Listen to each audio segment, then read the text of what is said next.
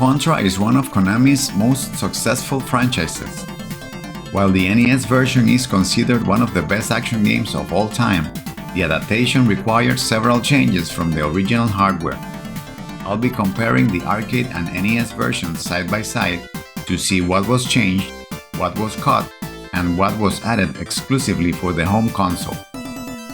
The arcade title screen shows torso shots of heroes Bill Riser and Lance Bean below the game's logo, with their names positioned next to them. The NES version is nearly identical, though the character sprites appear smaller to accommodate the screen layout. The arcade version uses a vertical 3:4 aspect ratio, while the NES uses a standard 4:3. Because the arcade screen is taller than it is wide, the levels feature more verticality, allowing players to see platforms above them more easily. When idle, both versions feature a two-player co-op demonstration to entice players. In the arcade, Bill Riser sports a blonde flat top, a white tank top, and a blue bandana. Lance Bean has black hair, a red bandana, and is shirtless. Both wear green combat trousers. On the NES, Bill and Lance look identical except for their pants. Both have reddish hair, black bandanas, are shirtless, and wear weapon straps over their shoulders.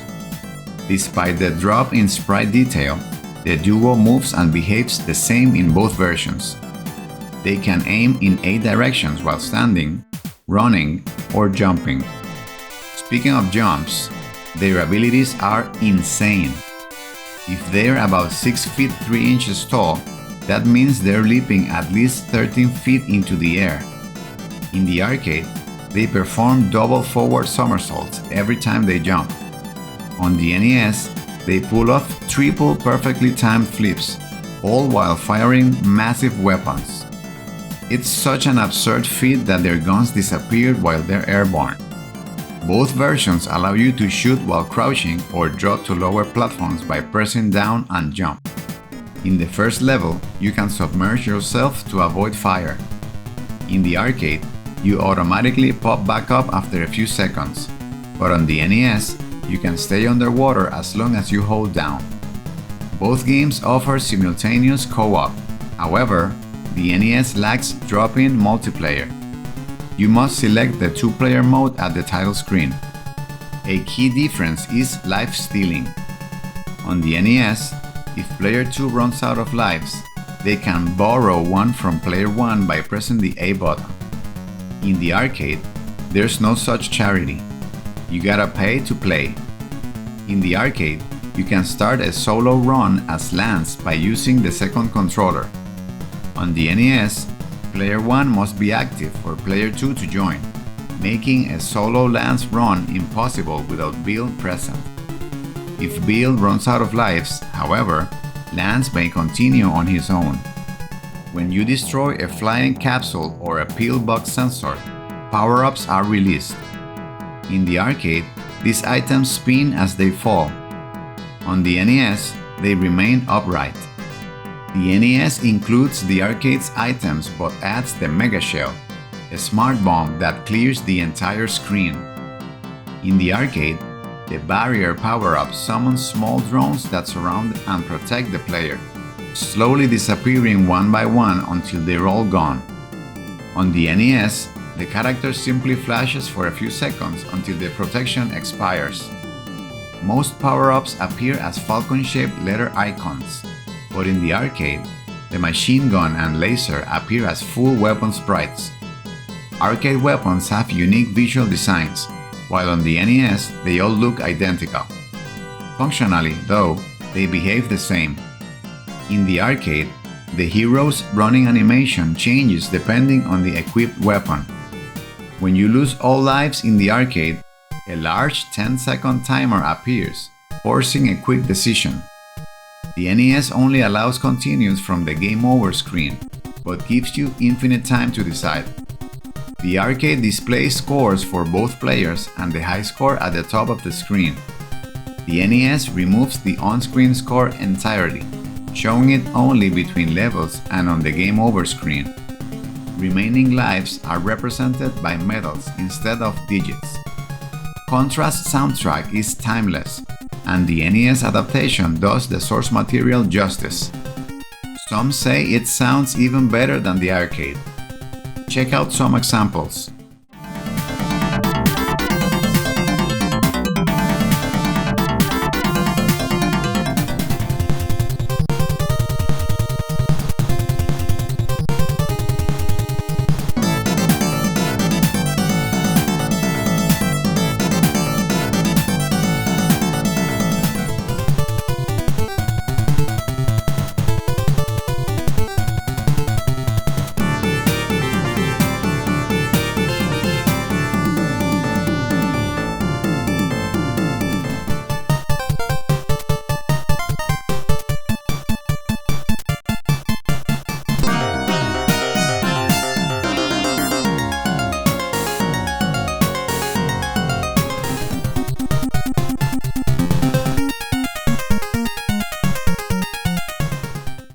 The arcade version displays the top 8 scores of the day.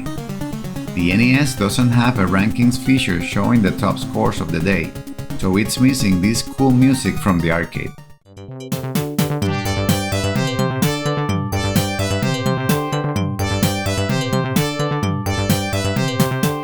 The only other missing tune is the triumphant fanfare that plays in the arcade after you beat the final boss.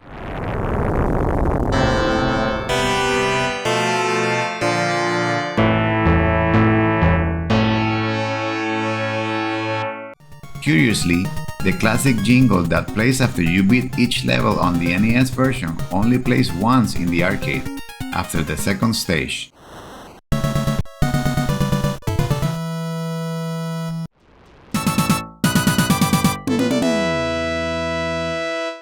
Sound effects are just as satisfying, from rapid gunfire to dramatic death cries to those sweet boss explosions. The opening antenna in the jungle stage was removed on NES. The mountains only glow in the arcade, and the NES lacks parallax scrolling. The Guerrilla Soldier, a guy who jumps from the water holding a knife in the arcade's hardest difficulty level, is missing on the NES. In the arcade, dying over water causes the heroes to slowly sink. On NES, they fall straight down. In the arcade, the bridge explosion is lethal. On the NES, the explosion will not harm you. The waterfall in the background is missing on NES. Golkan cannons were removed. The NES adds bottomless pits in this stage, which the arcade lacks. After defeating the defense wall, Arcade Bill and Lance jump down a hole. On NES, they simply continue running right. The arcade's map and timer from Stage 2 are absent on NES. In the arcade, you must manually turn left or right at the end of corridors. The NES simplifies this, automatically moving you forward. Breakable boxes were removed. The arcade boss room features a window showing the Stage 3 waterfall. The NES replaces this with a digital data display. In Stage 3, the bottom of the waterfall is visible in the arcade, but not on NES. The arcade bridge is engulfed in flames, but only the moving fire damages you. On NES, fewer sections burn, and the bridge design differs. Akuba, the swimming enemies, are invincible in the arcade, but can be killed on the NES. The boss in the arcade becomes visible as you climb up the waterfall. On NES, it emerges from the darkness. In the arcade, Gromades is a static structure with mounted weapons. On NES, it's a living, angry monstrosity, swinging tentacles and shooting rings of fire. In the second base stage, the NES replaces rocky terrain with metal tubing. Instead of breakable boxes, NES adds destructible glass protecting nuclear balls. After the boss is defeated, the commandos exit the scene by running to the left. On the NES, they board a lift, just like at the end of Base 1. In the snowfield stage, there's no parallax scrolling on the NES. The water appears swimmable on the NES, but it kills you instantly. Jogras Driver isn't visible on NES. Goldaf, the mini-boss you fight at the start of the level in the arcade version, acts as the snowfield's end boss on the NES. It teleports instead of flying around, and deploys drones instead of Necroid, the small jetpack-wearing enemies. The NES layout of the Energy Zone stage is longer and more complex. You spend more time avoiding fire leaks from the pipes. In the arcade, you fight two Gordia enemies, one at the beginning and one at the end. On NES, you only fight one Gordia at the end of the level. In the Hangar stage, the claw-like hazards that extend from the ceiling look different but behave the same. Some on the NES are way longer. The NES has a new hazard in the form of spiked walls that block your path and must be destroyed. Sometimes, enemies blow up when they touch them, even if they touch the side that doesn't have spikes. The NES adds an entirely new boss called Final Gate. It's an automated defense mechanism that guards the entrance to the alien's lair. This stage was heavily inspired by the Alien film franchise. The arcade version is short and flat, featuring skulls with glowing red eyes. On the NES, the stage is longer with platforms and pits, but the glowing skulls are gone. When fighting the sub-boss Java, the stack of skulls was replaced by broken eggshells. In the arcade, you can jump over the skulls and shoot Java from below, but you can't jump over the eggshells on the NES. The final boss, Emperor Demon Breathing Heart Gomeremus King, has fewer egg-run enemies, but there are still plenty of buggers to deal with. The arcade ending is brief. Defeat the boss, watch the staff roll, and that's it. No epilogue, though you do get caricatures of the development team. The NES provides a more cinematic finale. A helicopter escapes Galuga Island as it explodes behind it, followed by this message: "Congratulations! You've destroyed the vile Red Falcon and saved the universe. Consider yourself a hero." Heroes indeed. No developer faces during the staff roll, sadly. The Japanese Famicom version includes several additions not found in the arcade or international NES releases. The game begins with the Japanese logo, of course, followed by an opening sequence that tells the game's backstory. Contra is the title bestowed upon a supreme warrior possessing a fiery fighting spirit and an innate talent for guerrilla tactics.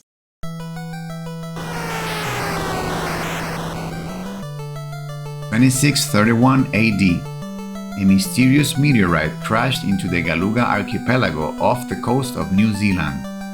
It has been discovered that a mysterious invader calling itself Red Falcon, plotting the extinction of humanity, has turned the Galuga archipelago into a frontline base. The Earth Marine Corps Command has issued orders to Bill and Lance, members of the Contra unit, to destroy the base. Before starting each stage, you see a map of the island with points of interest marked on it. After beating each stage, either Bill or Lance will report back to HQ. Arrived at Point A, commencing infiltration now. Garmakilma has been destroyed. Heading to the next destination, Point B. Arrived at Point B. Commencing infiltration now. Godomuga has been destroyed. From here, we aim for the enemy's main stronghold, Point C. Arrived at Point C. Beyond this point, communication is impossible. We will devote all our strength to destroying the enemy's stronghold.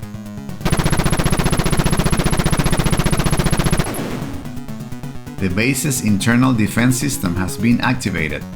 We must hurry. It appears this is the heart of the stronghold. Just what on earth is this enemy? The triumphal return to music absent in the NES when you beat the final boss does play in the Famicom version.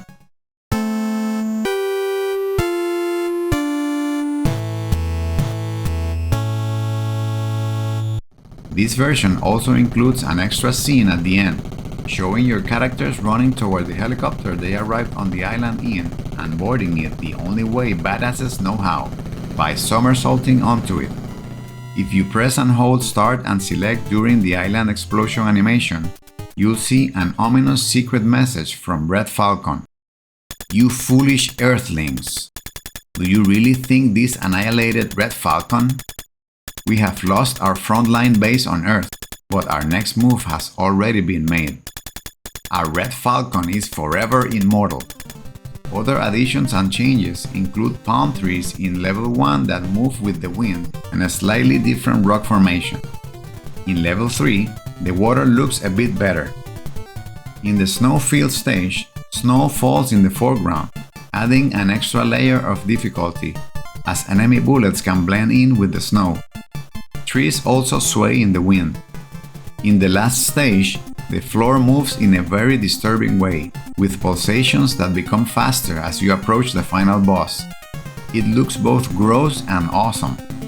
Besides the classic Konami code, which gives you 30 lives, the Famicom version also features a stage select cheat and a sound test.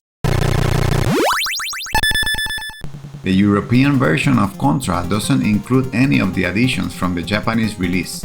Instead, it was retitled Probotector, and every human and humanoid enemy was turned into a robot due to strict German censorship laws across Europe. Bill Reiser and Lance Bean were replaced by RD008 and RC011. Very easy names to remember. Gordia now looks like a boss from Mega Man X. For some reason, the helicopter at the end of the game is now a jet. All music in the game has a considerably slower tempo.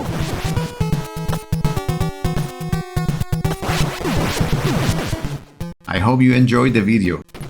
If you'd like me to compare other games, let me know in the comments. See you next time!